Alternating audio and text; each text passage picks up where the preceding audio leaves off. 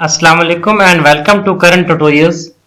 अच्छा, आज हम रूट लोकस मेथड को डिस्कस करेंगे। इसमें एंगल और मैग्नीट्यूड कंडीशंस क्या होती हैं, इसके स्टेप्स क्या हैं, एग्जांपल की मदद से सॉल्व करेंगे और हायर ऑर्डर को कैसे सॉल्व किया जाता है। तो स्टार्ट करते हैं।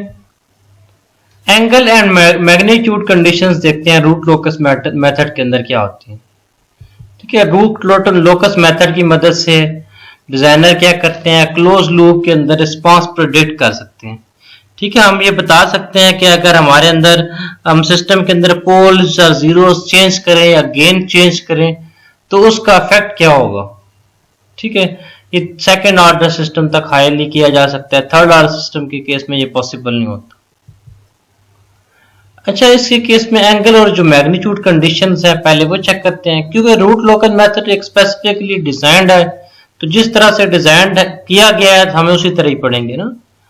अब फर्ज करें क्लोज लूप सिस्टम है, नेगेटिव फीडबैक है, तो जी ओवर 1 प्लस जी एच आ जाएगा। जब जी ओवर 1 प्लस जी एच आ जाएगा, इसमें जो नीचे वाली कैरेक्टरिस्टिक्स इक्वेशन देखेंगे तो 1 plus G H is equal to 0 आ जाएगा।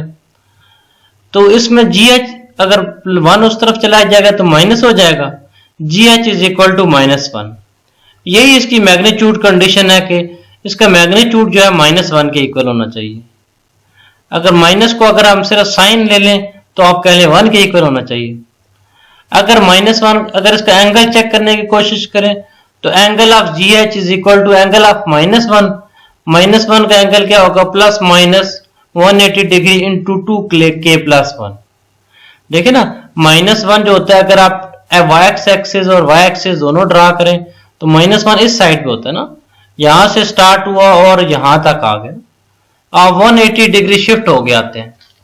180 के बाद अब जब आगे वापस घूम के आएंगे तो 360 नहीं 540 के ऊपर वही आएगा। ठीक है ना, इसलिए ये 2k+1 लिखा हुआ है साथ में। तो 540 के बाद इसी तरह उसका मल्टीप्लाई बाय 1 कर दें, मल्टीप्लाई बाय 3 कर दें, मल्टीप्लाई बाय 5 कर दें। देखिए ना, जब k की वैल्यू 1 होगी तो मल्टीप्लाई बाय 3 होगा, जब 2 होगी तो मल्टीप्लाई बाय 5 होगा। ठीक है, इसकी ये मैग्नीट्यूड कंडीशन है, जी और एच का मैग्नीट्यूड 1 के इक्वल होना चाहिए। जैसे जी और एच का इक्वल -1 के इक्वल निकला था तो इसका मैग्नीट्यूड 1 के इक्वल होना चाहिए और इसका एंगल इसके इक्वल होना चाहिए, plus minus 180 degree into 2k+1। अब एंगल और मैग्नीट्यूड कंडीशन ये सेटिस्फाई करने चाहिए, तब इसके ऊपर रूट लोकस मेथड एग्जिस्ट करता है। अब देखिए, एक फर्ज करें ये लिखा हुआ s+1 divided by s into s+3 s+4। देखिए इसमें एक ही 0 है, ये वाला 0 है ना, 0 है कहां के ऊपर है, s इज इक्वल टू -1 के ऊपर, -1 के ऊपर एक 0 बना दिए। अब इसका पोल कहां पे, s इज इक्वल टू 0 के ऊपर, -3 के ऊपर और -4 के ऊपर, 0 -3 और -4 के ऊपर क्रॉस लगा दिए। ठीक है, इसका पोल 0 प्लॉट बन गया। अब यहां पे देखिए इसका एंगल चेक करने की कोशिश करेंगे तो देखिए जो हमारा गेन होता है वो ऊपर क्या लिखा होता है, जीरोस लिखे होते हैं, नीचे पोल्स लिखे होते हैं। तो एंगल के लिहाज से अगर देखें तो ये एंगल ऊपर वाला पॉजिटिव होगा, ये नीचे वाले जब ऊपर चले जाएंगे तो वो माइनस होते जाएंगे।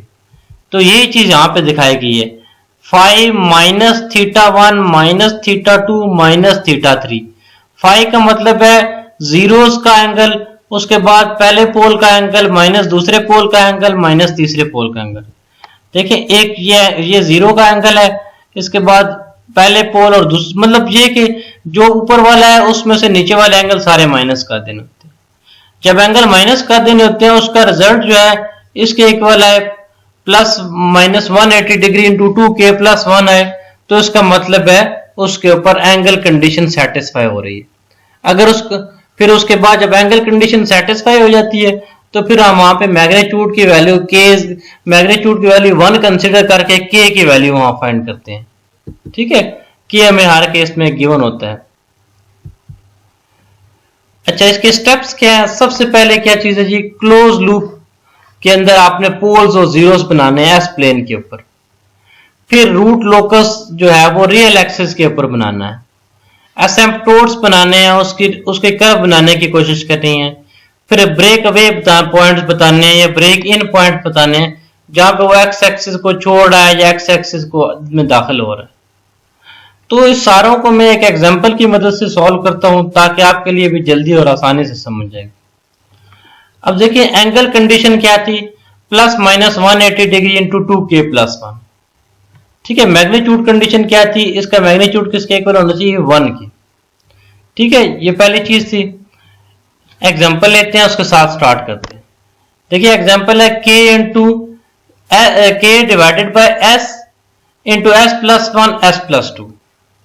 ठीक है, अब इसमें g की वैल्यू ये है, h की वैल्यू क्या है, 1 है। जब g की वैल्यू ये है, h की वैल्यू 1 है, तो g इंटू h क्या होगा, इसको जब 1 से मल्टीप्लाई करें तो यही चीज आ जाएगी। तो ये इसका जो एंगल होगा वही g इंटू h का एंगल होगा। इसका एंगल क्या होना चाहिए, plus minus 180 degree into 2k plus 1, ये होना चाहिए। अब जब इसका एंगल निकालते हैं तो मैंने जैसे आपको पहले बताया, ऊपर वाले में से नीचे वाले का एंगल माइनस कर देते हैं। k के एंगल में से s का एंगल माइनस कर देंगे, माइनस s प्लस 1 का एंगल माइनस कर देंगे, माइनस s प्लस 2 का एंगल माइनस कर देंगे। ठीक है, ये सारे एंगल माइनस कर दिए। अब हमने क्या करना होता है, जो पोल्स जो वैल्यूज एग्जिस्ट कर रही होती है ना पोल्स की, ये वाली वैल्यू कहां गया, ये वाली, ये जो डिफरेंट वैल्यूज हैं इनके दरमियान में जाके चेक करना होता है कि ये सिस्टम कहां कहां एग्जिस्ट कर रहा है।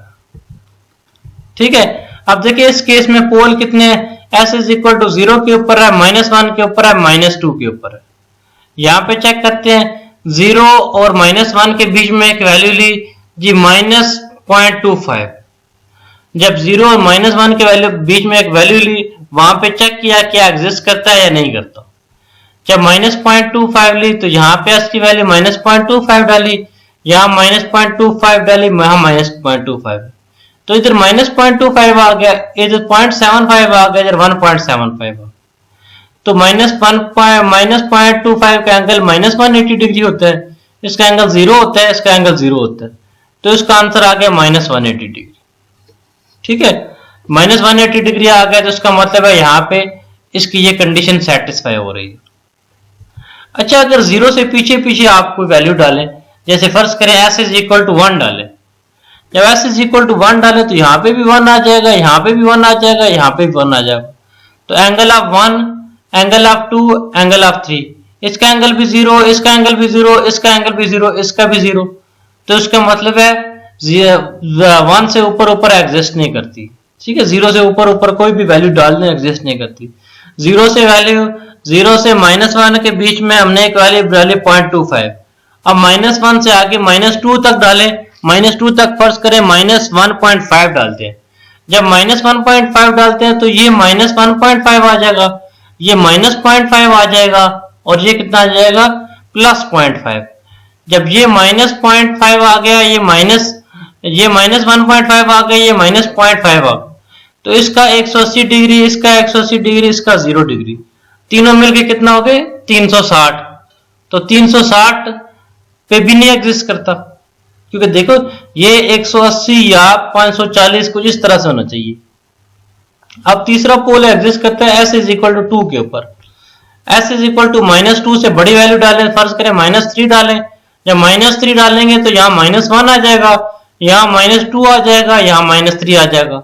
तो इसका भी -180 डिग्री, इसका भी -180 डिग्री, इसका भी -180 डिग्री, तीनों मिलके कितने बन जाएंगे, -540 डिग्री। तो उस पे एग्जिस्ट करता है।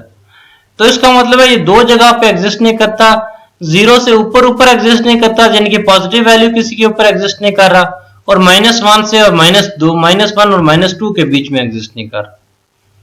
ठीक है, अच्छा, अभी हमने एक जगह के ऊपर निकाला है, s इज इक्वल टू -0.25 के ऊपर इसकी वैल्यू निकाली 180 डिग्री, ये निकला है। जब -0.25 के ऊपर डाली तो यहाँ पे अब मैग्नीट्यूड कंडीशन चेक करनी, k divided bye s into s plus 1 into s plus 2, ये किसके इक्वल होना चाहिए, 1 के।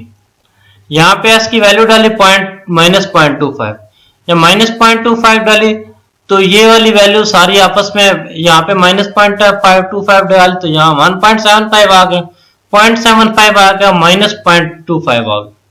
ठीक है, यहाँ से हम k की वैल्यू निकाल सकते हैं। ये वाली वैल्यू जब उधर जाके मल्टीप्लाई होगी क्योंकि ये मैग्नीट्यूड है तो हम नेगेटिव नहीं लेंगे, पॉजिटिव वैल्यू लेंगे। जब ये उधर जाके मल्टीप्लाई होगी तो k इज इक्वल टू 0.328। ठीक है, जैसे अभी मैंने आपको बताया था कि हम k या गेन की वो वाली वैल्यू निकाल देते हैं। वो किसकी बेस पे निकालते हैं? उस पॉइंट के ऊपर जहां पे मैग्नीट्यूड कंडीशन सेटिस्फाई होती है, वो पॉइंट लेके आगे वो पॉइंट पुट करते हैं। जब वो पॉइंट पुट करते हैं तो हमें k की एक वैल्यू निकल आती है। ठीक है, अब देखें, ये मैंने आपको पहले बता चुका हूं, s इज इक्वल टू 0 के ऊपर एक पोल एग्जिस्ट कर रहा है, 1 के ऊपर एग्जिस्ट कर रहा है, 2 के ऊपर एग्जिस्ट कर रहा है। ठीक है, 0 से 1 के बीच में अब देखो पॉजिटिव साइड पे, जब जैसे आपको मैंने पहले कहा था, अगर यहाँ पे 1 वैल्यू डालूं तो 1 का एंगल, 2 का एंगल, 3 का एंगल, सारों का एंगल 0 हो गया। तो इसका मतलब है यहाँ पे वो कंडीशन सेटिस्फाई नहीं होती। इसी तरह -1 से -0 से -1 के बीच में जैसे -0.25 डालूं, -0.25 डालूं तो इसका एंगल 180 डिग्री आ जाता है, बाकी दोनों का 0 आ जाता है। तो इसका मतलब है तब ये वैल्यू एग्जिस्ट करती है, तब ये कंडीशन सेटिस्फाई होती है। इसी तरह -1 से -2 के बीच में डालूं, जब -1 से -2 के बीच में डालूं तो ये भी -180 डिग्री होता है, ये भी -180 डिग्री होता है और ये 0 होता है। तो दोनों मिलके कितने बन जाते हैं? 360 डिग्री। ठीक है, ये -180, ये -180, ये -360 डिग्री। तो इसका मतलब यहाँ पे एग्जिस्ट नहीं करता, क्योंकि इसको 540 वाली रेंज में होना चाहिए। इसी तरह जब आगे वाली वैल्यू यहाँ पे डालते हैं, से फर्ज करें जब 3 डाला, जब -3 डाला तो यहाँ पे -3, -2 और -1, ये -180 डिग्री, -180 डिग्री, -180 डिग्री, तीनों मिलके 540 हो गए, तो यहाँ पे एग्जिस्ट कर। ठीक है, यही डायग्राम बनाई गई है। -1 से -2 के बीच में एग्जिस्ट कर रहा है और 0 से -1 के बीच में और 2 से ऊपर एग्जिस्ट कर रहा है, क्योंकि इसके 3 ही पोल हैं, एक s इज इक्वल टू 0 के ऊपर, एक s इज इक्वल टू -1 के ऊपर, एक s इज इक्वल टू -2 के ऊपर। -1 और -2 के बीच में नहीं कर रहा और 0 से ऊपर यानी कि 0 से पॉजिटिव वैल्यू के ऊपर एग्जिस्ट नहीं कर रहा। ठीक है, ये एक स्टेप हो गया। अगले स्टेप के चलते हैं, हमने एसिम्पटोट निकालने हैं। एसिम्पटोट निकाल के उसकी अप्रॉक्सीमेशन करनी है।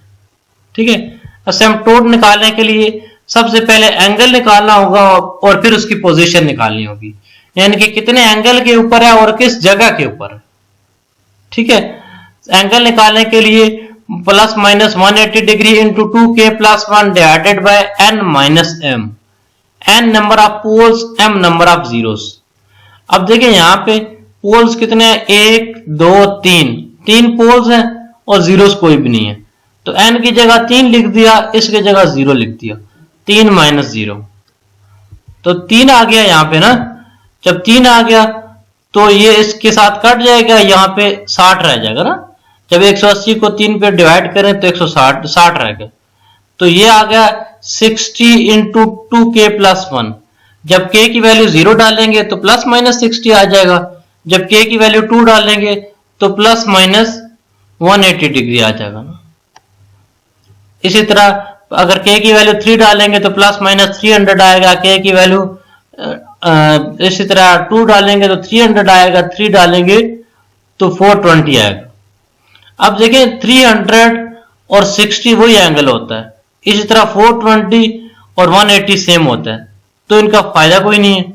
हम क्या करते हैं, k की ±60 डिग्री ले लेते हैं, ±60 डिग्री ले लेते हैं और -60 डिग्री, -180 डिग्री और 60 डिग्री ना सेम है, तो इसलिए +180 डिग्री ले लेते हैं और ±60 डिग्री।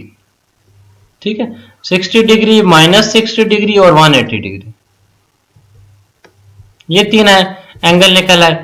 अब हमने क्या करना है, उसकी पोजीशन निकालनी है कि जहां पे एंगल आप रियल एक्सिस के ऊपर जहां पे टच करें।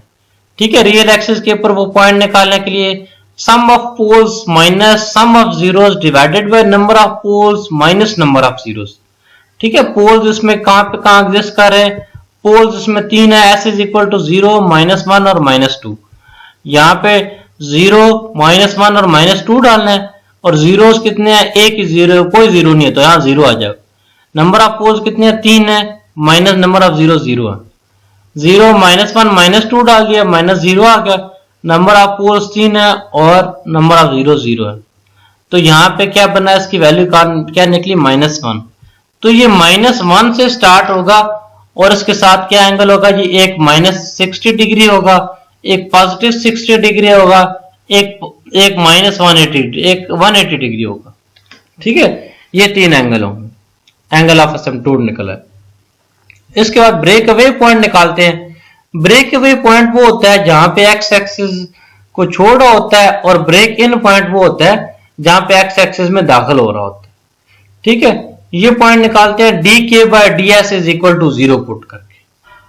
dk/ds इज इक्वल टू 0 कैसे पुट करते हैं वो अभी आपको बताते हैं। ठीक है, जी एच की वैल्यू है हमारे पास। ठीक है, जी की वैल्यू फीडबैक था ना, एच की वैल्यू 1 थी तो जी इंटू एच वही बन गया, k divided by S into S plus 1 S plus 2। ठीक है, 1 plus G H is equal to क्या बनेगा, इस सारे में 1 ऐड कर दें। 1 प्लस जी एच को इक्वल टू 0 पुट किया। जब इक्वल टू 0 पुट किया तो यहां से आप k की वैल्यू निकाल।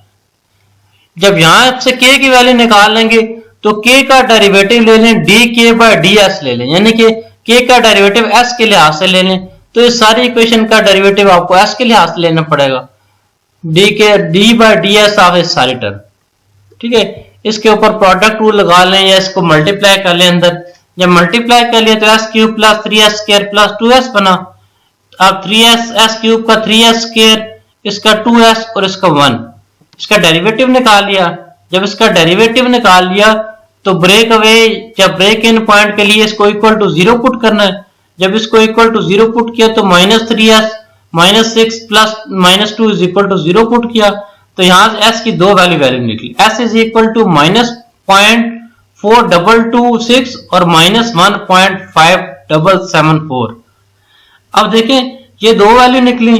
अब देखिए ऊपर जो हमारा रूट लोकस में जो हमारा ग्राफ बना था शुरू में, जहां पे हम ये बताया था, अब देखिए 1 से 2 तक तो एग्जिस्ट ही नहीं कर रहा।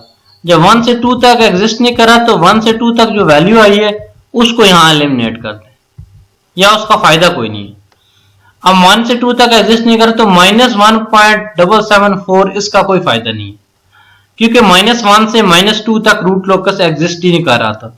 तो s की ये वाली वैल्यू जाएगी, s की ये वाली वैल्यू कंसिडर होगी। ठीक है, ये वाली वैल्यू यही बात लिखी हुई है। ब्रेक अवे पॉइंट जो है वो 0 से -1 के बीच में लाई करता है, -0.426, तो ये एक्चुअल हो जाएगा। s is equal to -1.5, root locus नहीं है क्योंकि रूट लोकस का हिस्सा नहीं है, तो इसलिए ये ब्रेक अवे पॉइंट या ब्रेक इन पॉइंट्स नहीं हो सकता। ये वाला पॉइंट रूट लोकस का हिस्सा है तो इसलिए ये ब्रेक अवे या ब्रेक इन पॉइंट हो सकता है। अब इसके अगेंस्ट k की वैल्यू भी हम फाइंड कर सकते हैं। k की वैल्यू कैसे फाइंड कर सकते हैं, ये जो ऊपर इक्वेशन है ना ये वाली, इस इक्वेशन में s की वैल्यू डालें। ठीक है, कहां गई, ये वाली इक्वेशन में s की वैल्यू डालें तो k की वैल्यू निकल आती है। तो ये फाइंड करके यहां पे लिखे हैं। अब जैसे मैंने अभी आपको बताया कि s की वाली सिर्फ वही वाली वैल्यू होगी जो उसके रूट लोकस के अंदर आती है। तो ये 0.4226 आ गया। 0.4226 के ऊपर ये यहां से x एक्सिस को छोड़ रहा है। ठीक है, ये वाला 0.226। एक और एग्जांपल लेते हैं। एक और एग्जांपल लेके इसकी सिर्फ वैल्यूज को मैं डिस्कस कर लेता हूं या स्टेप्स को डिस्कस कर लेता हूं, क्योंकि आप बोर ना हो जाए मजीद ना पढ़ते हुए। अब देखिए सबसे पहला पॉइंट क्या करना है, पोल्स और zeros. s is equal to -3, -1, -2 और -4। पोल्स और जीरोस का प्लॉट बना लिया, -3, -1, -2 और -4 प्लॉट बना लिया। इसके बाद चेक करना है कहां रूट लोकस एग्जिस्ट करता है। जहां एग्जिस्ट करता है वहां एक रेड लाइन लगा दी या एक सिंपल लाइन लगा दी। ठीक है, उसके बाद एसिम्पटोड निकालने, एंगल ऑफ एसिम्पटोड निकालने हैं और जहां पे एक्स एक्सिस को छोड़ा है। अब एक्स एक्सिस को -2 के ऊपर छोड़ा और एंगल क्या है +-90 डिग्री, तो यहां सीधा सीधा बनाते हैं इसको। उसके बाद आखिरी पॉइंट क्या होता है, ब्रेक अवे या ब्रेक इन पॉइंट निकालना है। dk/ds इज इक्वल टू 0 को पुट करके ना, dk/ds is equal to 0 put करना है और इसमें सिर्फ वो वाली वैल्यू लेनी है जो हमारे रूट लोकस के अंदर एग्जिस्ट कर रही है। ठीक है, वो लेके उसके साथ ग्राफ बना दें। अच्छा, अगर हमारे पास रूट लोकस मेथड में हायर ऑर्डर सिस्टम हो तो उसको कैसे टैकल करेंगे, ये चेक करते हैं। अब देखें k into S plus 3, S into S plus 1, S plus 2, S plus 4, ये नीचे कितने का ऑर्डर है, फोर्थ ऑर्डर है। तो फोर्थ ऑर्डर सिस्टम के लिए रूट लोकस में हमें अजम्पशन लेनी पड़ती है या शॉर्टकट फाइंड करना पड़ता है। वो शॉर्टकट कैसे करते हैं देखें। अब हमने क्या करना है, इसमें सिर्फ असिम्पटोड निकाले और एंगल ऑफ असिम्पटोड निकाले। देखिए असिम्पटोड होते हैं sum of poles minus sum of zeros divided by number of poles minus number of zeros. Sum of poles, poles कितने, एस इज इक्वल टू 0 के ऊपर -1 -2 -4, इन सारों को जमा कर लिया, -1 -2 और -4 -7 आ गया, minus sum of zeros, zeros एक है -3, -3 आ गया, माइनस माइनस प्लस आ गया, और यहाँ +3 -7 दोनों मिलके -4 बन गए।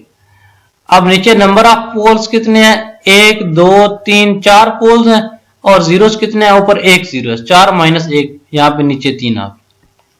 ठीक है, ये जहां पे x एक्सिस को इंटरसेक्ट कर रहा है वो पॉइंट क्या है, -4/3, और किस एंगल से इंटरसेक्ट कर रहा है वो चेक कर।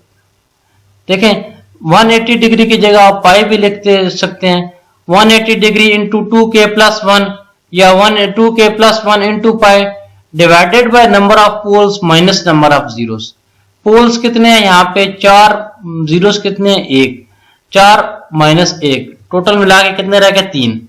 जब 3 रह गए तो ये नीचे 3 आ जाएगा, तो जब k की वैल्यू 0 आएगी तो π/3 आ जाएगा, जब k की वैल्यू 1 आएगी तो पाई आ जाएगा, k की वैल्यू जब 2 आएगी तो 5π/3 आ जाएगा। ठीक है, इस तरह फिर हम इसका माइनस क्या वैल्यू वाली थी, -4/3 के ऊपर ये वाले एंगल्स हैं, -4/3 के ऊपर ये एंगल्स बनाते हैं। ठीक है, इस तरह हम इसकी प्रेडिक्शन कर सकते हैं, इस तरह हम इसको आसानी से और जल्दी बना सकते हैं। ठीक है, आप करंट ट्यूटोरियल्स को सब्सक्राइब कीजिएगा और अपना ख्याल रखिए।